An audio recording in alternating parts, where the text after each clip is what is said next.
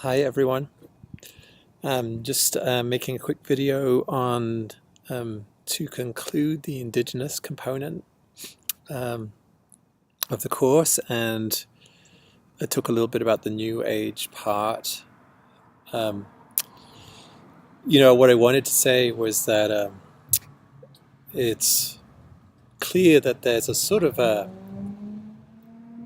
continuum of things that you might call religions, and um, and we're sort of mostly dealing with one end of this continuum, which is the sort of massive more organized religions um, of the world, and we've been trying to sort of see underneath that organized component to what might be at the heart, spiritually at the heart of those traditions.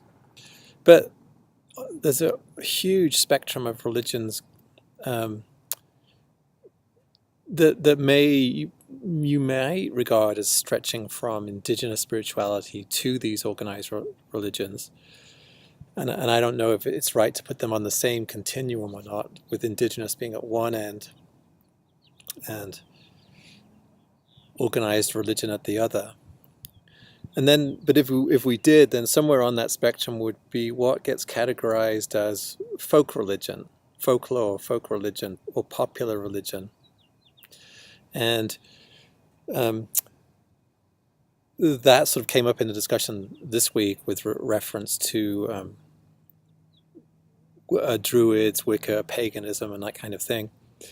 And I don't know if it's correct to characterize these things as folk religion, but paganism, the word pagan, is really a word that was just applied by Christians to early Christians to anything that was not Christian, and particularly to the sort of popular religion that was polytheistic, what was labeled as polytheistic.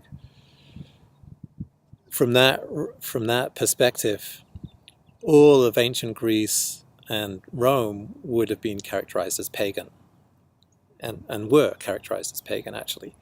So, and other scholarly terms are used, attempted to create terms such as pre-Christian or traditional religion, what religion existed basically in these regions before Christianity. In my neck of the woods, the British Isles, Anglo-Saxon paganism was uh, the folk religion, folk tradition that existed after the Romans. The Romans were around 400 AD. The Romans were in Britain, but left around that time. And then in that period after that was domination. And then they had brought Christianity in some form, but Christianity was still, it hadn't taken yet. And so until about 800 AD, Anglo-Saxon paganism was the religion, folk religion, except in other parts there would have been Druids, where there were more Celtic population. So anyway, on this spectrum, and so we didn't look at any of those traditions. They don't have a written, primarily they don't have a written tradition, and what we know about paganism, this is primarily from what Christians wrote about them, and then from archaeology, what we find at various sites and stuff. So it's all sort of known by inference, but probably can be traced back to various other parts of Europe and to even to Greece and Rome. So so that's a whole component, but that does sort of that idea that does sort of lead us into this week of talking about the New Age and the perennial philosophy. So the New Age. Let's see. I have a quote. This is an academic quote New Age is an eclectic hodgepodge of beliefs, practices, and ways of life. And so eclectic. So the New Age clearly draws on these what we might call folk religions. It also draws on perennialism, which is in the course this week, and which was greatly influenced by Neoplatonism. So Neoplatonism just refers to a set of writings, beliefs, practices that are supposedly inspired by Plato, and that sort of developed in the years after his death, in the sort of 6 centuries after him. This thing called Neoplatonism that is supposedly, and there's some evidence for it, based on his teachings, including unwritten or writings that haven't survived. There was the most well-known Neoplatonist is a character called Plotinus, and he wrote this work called the Enneads, and he's the most influential writer, teacher in Neoplatonism. Neoplatonism had tremendous influence throughout the first millennium, and then, strangely enough, reoccurring in the Renaissance. Neoplatonism came back, and it influenced Christian theology greatly, and then it had this interesting influence in the Renaissance because Neoplatonism, which is sort of regarded kind of as the archetype of the perennial philosophy, had this view. The view is that there is ultimately one source, one truth. The one, I think that Plotinus actually calls it the one, that's the origin of all things, and that this one creates everything else by emanation. So and we saw that in Kabbalah, for example, which is another example of cited in the perennial philosophy. So Ein Sof would be the equivalent of Ein Sof, and this one is creates everything else by emanation, sort of reduction, but is untouched by this creation. It's not affected one way or another by creation. But there's a series of things called hypostases, levels, descending from the one, descending in a sort of metaphorical sense, not a literal sense, and the terminology that Plotinus used, I think, was the first one is nous, N-O-U-S, which gets translated as mind or divine mind. I don't think that's probably a good translation of it, but anyway, the first thing that is new, and then there's the world soul, next level down, world soul, which has levels within it. The bottom level of world soul being matter, the material world. So, but this idea that there would be this kind of one truth, the one, and then these sort of hypostases of levels of consciousness or spiritual reality, or reality that are emanated from the one. The perennial philosophy, the idea is that this can be seen in all the world's major religious traditions at heart, especially in the mystical parts of those traditions. So this did influence the New Age, and so it's there. But if the New Age is an eclectic hodgepodge, then other things are included with it, and there were many influences on the New Age. and the various esoteric traditions, and it's thought to have developed from spiritualism in the 1800s, the New Thought movement, late 1800s, early 1900s, Theosophical Society, Anthroposophical Society, influenced by the occult, but finally really coming into a sort of view in the 60s, 1960s counterculture. So New Age was a kind of counterculture thing. It became a counterculture thing. There's two or three or maybe four sort of, well, it's hard to characterize the New Age because it's so eclectic and sort of a loose association of many different things. There are a number of things you can sort of say about it, probably more things. One is its emphasis on the spiritual authority of the self. So one is you are your spiritual authority. The second is the emphasis on spirituality versus religion. People in the New Age would say that they're spiritual, not religious.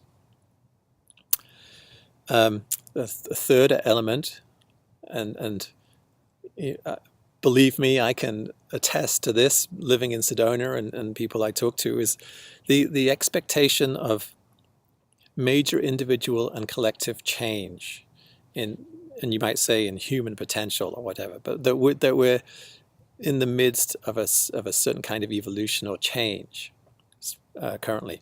And this is often tied to astrology in the New Age movement, but going from the age of Pisces to the age of Aquarius, and what that means for consciousness.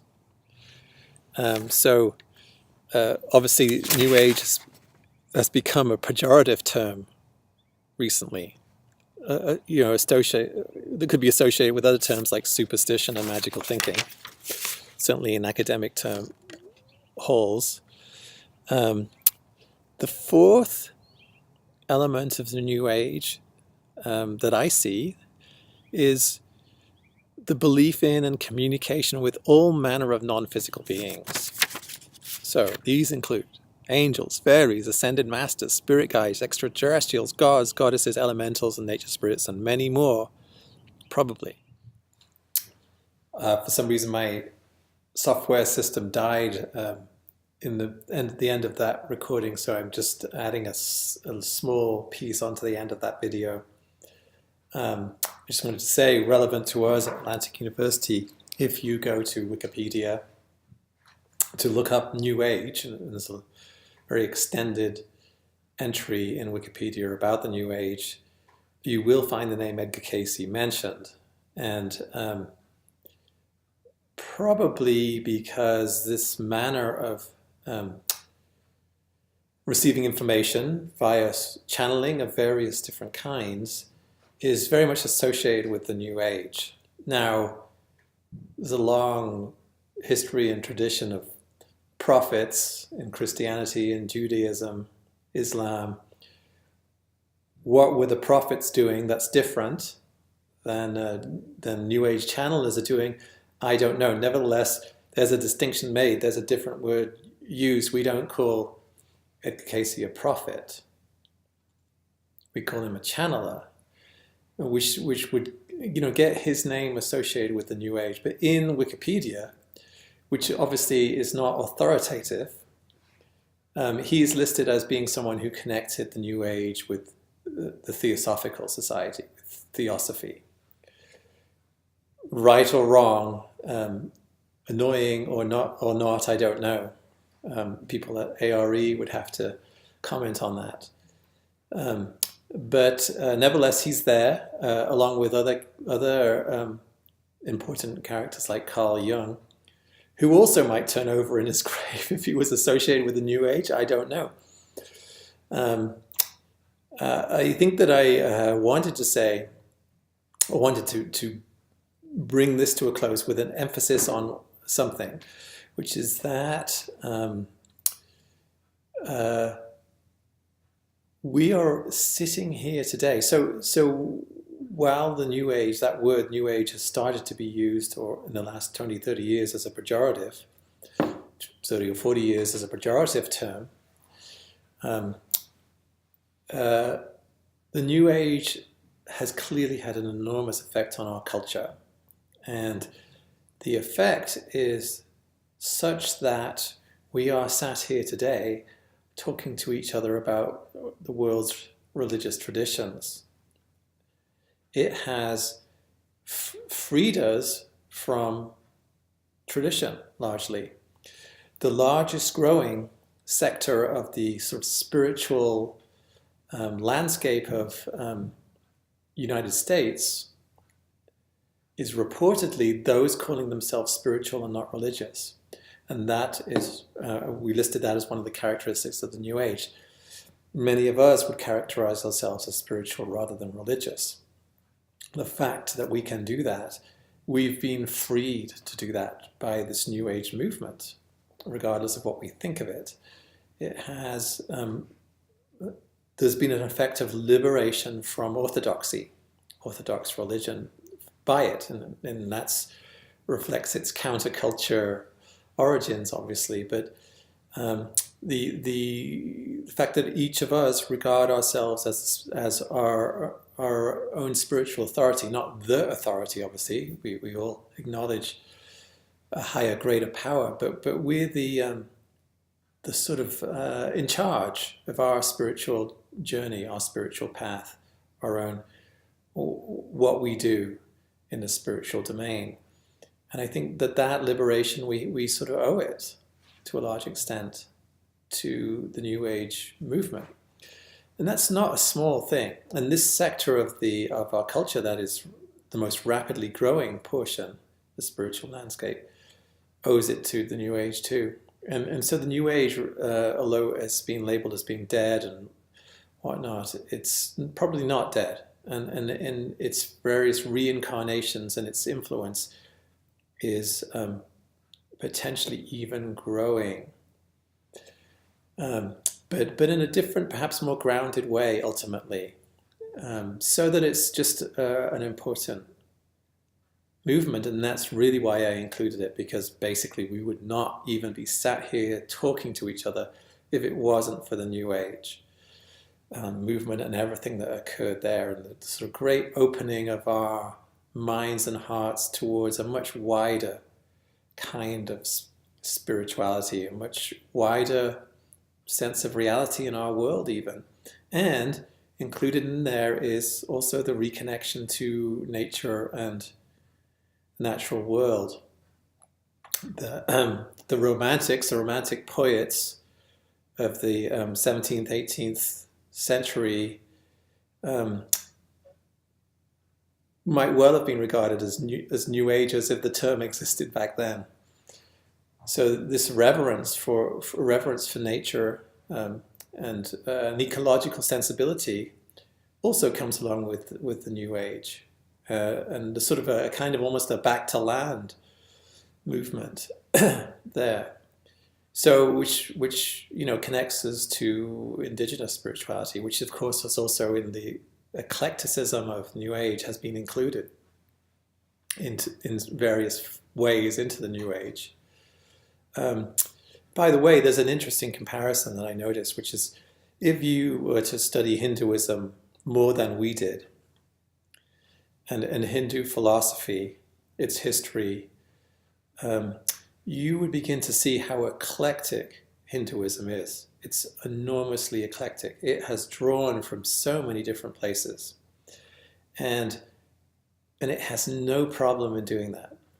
So, for example, Buddhism is accepted and into Hinduism and really for them it's just another part of Hinduism for Hindus. And that that includes other traditions as well, but the philosophical sources of Hinduism are extremely diverse. And so there would be a word Hinduism is a little bit strange, that that's one word that encompasses all of that. It's a little bit strange. Well, it's not unlike the New Age, and that's very interesting. It's like the New Age, and I'm not the one who made this analogy between Hinduism and the New Age. It's in the literature, but the New Age is similarly extremely eclectic. I mean, and New Agers would be doing Buddhist meditation and then going to a pagan ritual, and there'd be there's a vast sort of variety of things that the New Age will accept and incorporate, and that includes all the Asian traditions, which they did. Ram Dass is called one of a New Ager. Bringing the teachings of his Indian guru back. So, perhaps the New Age is really our version of Hinduism, and that it will, because of its fluidity, be something that becomes a kind of a dominant factor in our culture. There is an ungrounded part of the New Age, and we've all experienced that, I think. And that causes me and others to be a little bit careful about it. But these days I'm just choosing to take a positive slant, or an appreciative stance on most things, and that includes all of our religions that we've been through. This is my appreciation for the New Age. The New Age has done tremendous things for us, and it will continue to do so. And I'm all in favor of liberation from boxes, old frozen ideas and rigidities that come from the past. And the New Age has been one of those liberating forces. So that's my plug for the New Age. Even though I wouldn't describe myself as a New Ager by any means, especially compared to people who live here in Sedona. But obviously I've been influenced, and I'm getting more and more loosey-goosey all the time living here. So there is at heart something very serious and real within those things that we call New Age. It's not to be dismissed. It's to be looked at seriously, I think, and for what we can learn from what it's doing and where it's going, and for its influence on our own lives. Okay, I'm going to shut up. I'll make one more video just to say goodbye. It's been a great journey with you guys. It's been so much fun for me, and so I'll make one more video before we're done, and hope the writing this week goes well, and the calling in the directions, hope that goes well. I hope you manage to get out in some nature to do it, and we'll see how that will sat with you. I know that indigenous religions are regarded very positively by all of you, and I think quite rightly so.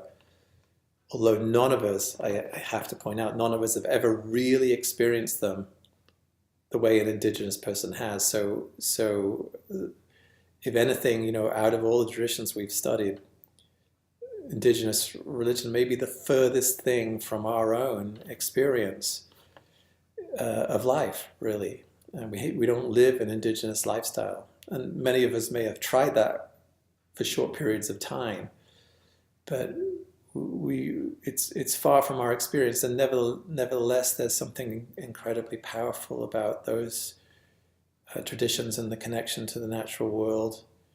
There's something very compelling about them. It's something I believe that's kind of lost to us in the modern world, that really needs to be recovered and integrated. So, all right. One more time, and hope you have a good rest of the week. Bye.